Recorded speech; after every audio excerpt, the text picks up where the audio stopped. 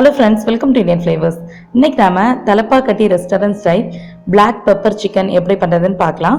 இது வந்து fried rice கூட சாப்பிடுறதுக்கும் பிரியாணி கூட சாப்பிடுறதுக்கும் ரொம்பவே டேஸ்டா இருக்கும். ரொம்பவே எம்மியான ஒரு ரெசிபி இது. கண்டிப்பா நீங்களும் ட்ரை பண்ணி பார்த்துட்டு எப்படி இருந்துச்சுன்னு கமெண்ட் சொல்லுங்க. இப்போ நம்ம வீடியோக்குள்ள போறதுக்கு முன்னாடி என்னோட சேனலுக்கு இதுவரை சப்ஸ்கிரைப் பண்ணலனா கீழ இருக்கிற சப்ஸ்கிரைப் பட்டன் அழுத்தி சப்ஸ்கிரைப் பண்ணிக்கோங்க. கூடவே பக்கத்துல இருக்க பெல் ஐக்கனை கிளிக் பண்ணிக்கோங்க. அப்பதான் புது வீடியோஸ் எல்லாம் மிஸ் பண்ணாம பார்க்க முடியும். black pepper chicken பண்றதுக்கு நான் இன்னைக்கு சிக்கன் லெக் பீஸ் 4 எடுத்து வச்சுக்கிறேன். இதில் மேலே வந்து லேசாக கீறி விட்டுக்கோங்க அங்கங்கே, அப்போ தான் அந்த மசாலா நல்லா பிடிக்கும். இனி ஒரு பவுலில் ஒரு முட்டையை உடைச்சி சேர்த்துட்டு தேவையான அளவு உப்பும் சேர்த்துக்கலாம். இதை வந்து ஒரு விஸ்க் அல்லது ஸ்பூன் வச்சு நல்லா அடித்து நுர வர்ற வரைக்கும் அடித்து கலக்கிக்கோங்க. இந்த மாதிரி நல்லா மிக்ஸ் பண்ணிக்கோங்க. ஒரு பிளேட்டில் 1/2 கப் அளவு சோள மாவு அதாவது கார்ன்ஃப்ளவர் சேர்த்துருக்கேன். இனி நம்ம லெக் பீஸை இந்த முட்டையை அடித்து வச்சுருந்தோம்ல அதில் நல்லா டிப் பண்ணிக்கலாம்.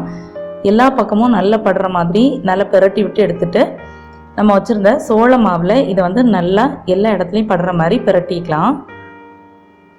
இந்த மாதிரி நல்லா கோட் ஆகணும். இந்த மாதிரி எடுத்து தேய்ச்சி விடுங்க. அப்போ தான் எல்லா பக்கமும் நல்லா சமமாக ஈவனாக கோட் ஆகும். இந்த மாதிரி கோட் பண்ணி எடுத்துக்கோங்க. இப்போ நான் எல்லா பீஸையும் சோள மாவில் முக்கி எடுத்துக்கிறேன். பொரிச்சு எடுக்கிறதுக்கு தேவையான எண்ணெயை சூடு பண்ணிக்கோங்க. இப்போ எண்ணெய் சூடானதும் இதில் எல்லா பீஸையும் போட்டு பொரிச்சு எடுத்துடலாம். எண்ணெய் வந்து மிதமான சூட்டில் இருக்கிற மாதிரி வச்சுக்கோங்க. அப்போ தான் வந்து 2 பக்கமும் நல்லா வேகும். ஒரு பக்கம் நல்லா வெந்ததும் மறுபக்கம் திருப்பி போட்டுக்கோங்க. உள்ள வந்து நல்லா வேகணும். இப்போ 2 பக்கமும் நல்லா வெந்துருச்சு. இதை வந்து எடுத்துடலாம். நல்லா கிறிஸ்பியாக சூப்பராக வந்திருக்கு நம்மளோட சிக்கன் எல்லாமே. நம்ம சோள மாவு சேர்த்தோம் இல்லையா, அதனால இந்த சிக்கன் எல்லாமே வந்து நல்ல மொறுமொறுன்னு இருக்கும் வெளியே.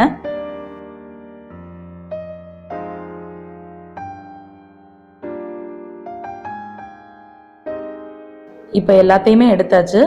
இனி ஒரு கடாயில் ஒரு 2 டேபிள் ஸ்பூன் அளவு எண்ணெய் சேர்த்துடலாம். எண்ணெய் சூடானதும் 1 டேபிள் ஸ்பூன் அளவு பொடி பொடியாக நறுக்கின பூண்டு சேர்த்துட்டு அடுத்தது கூடவே 1 டேபிள் ஸ்பூன் அளவு பொடி பொடியாக நறுக்கின இஞ்சி சேர்த்து ரெண்டையும் நல்லா வதக்கிக்கலாம். இது நல்லா வதக்குனதுக்கு அப்புறமா ஒரு மீடியம் சைஸ் பெரிய வெங்காயத்தை தூள் உரிச்சிட்டு பொடி பொடியாக கட் பண்ணி வச்சிருந்தேன். அதை சேர்த்து நல்லா மிக்ஸ் பண்ணிக்கலாம்.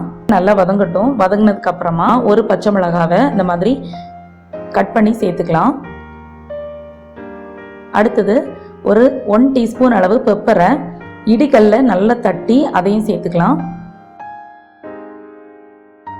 1 டீஸ்பூன் அளவு சில்லி ஃப்ளேக்ஸும் சேர்த்து நல்லா மிக்ஸ் பண்ணிக்கலாம். இந்த பச்சை மிளகாய், பெப்பர் பவுடர், அப்புறம் சில்லி ஃப்ளேக்ஸ் எல்லாமே வந்து உங்களோட காரத்துக்கு ஏற்ப கூட்டவோ குறைக்கவோ செஞ்சுக்கலாம். வதக்கிட்டு ஒரு 2 டேபிள் ஸ்பூன் அளவு சோயா சாஸ் சேர்த்து நல்லா மிக்ஸ் பண்ணிக்கலாம்.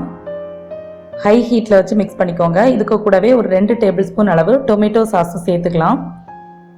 சேர்த்துட்டு இதையும் நல்லா மிக்ஸ் பண்ணிக்கலாம். இனி இதுக்கு கூட ஒரு 1/2 கப் அளவு தண்ணி சேர்த்துடலாம். உங்களுக்கு கிரேவி அதிகமாக வேணும் அப்படின்னா கொஞ்சம் அதிகமாக தண்ணி சேர்த்துக்கோங்க. இனி சோயா சாஸில் உப்பு இருக்கும், அதனால வந்து உப்பு வந்து தேவைக்கு தகுந்தாப்புல பார்த்து சேர்த்துக்கோங்க. இதுக்கு கூடவே ஒரு 1/2 டீஸ்பூன் அளவு சர்க்கரையும் சேர்த்து நல்லா மிக்ஸ் பண்ணிக்கலாம். அப்போ தான் நமக்கு அந்த ரெஸ்டாரண்ட்டில் வாங்குற மாதிரி டேஸ்ட் கிடைக்கும். இனி இதில் நம்ம பொரிச்சு எடுத்த சிக்கன் பீஸ் எல்லாத்தையுமே சேர்த்துடலாம். இந்த சிக்கன் பீஸ் சேர்க்கறதுக்கு முன்னாடி 1 டீஸ்பூன் அளவு லெமன் ஜூஸும் சேர்த்துக்கோங்க. நான் வந்து வீடியோவில் காமிக்காமல் மிஸ் பண்ணிட்டேன். ஸோ இதை வந்து நம்ம அந்த கிரேவியில் நல்லா புரட்டிக்கலாம்.